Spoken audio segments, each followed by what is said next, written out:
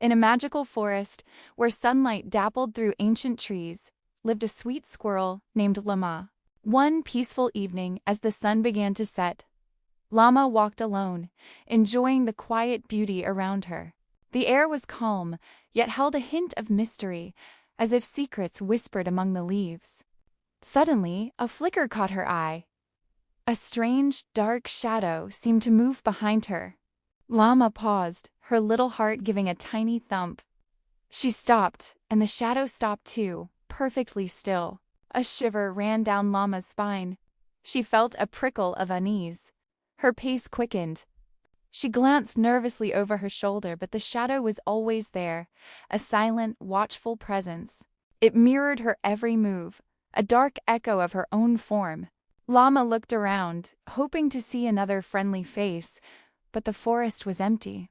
Her fear grew with each passing moment, as the shadow seemed to loom larger, closer, its presence more intense. Suddenly, the shadow darted forward, appearing right beside her.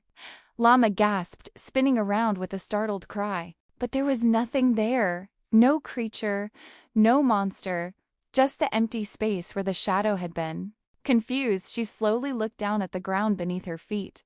And then, she understood. The monster she feared, the follower that had chased her, was simply her own shadow.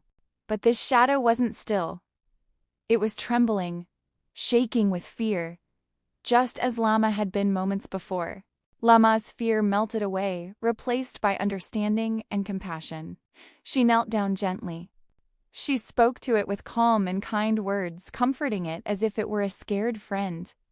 Slowly, as Lama spoke, the shadow became peaceful and stable again, no longer shaking.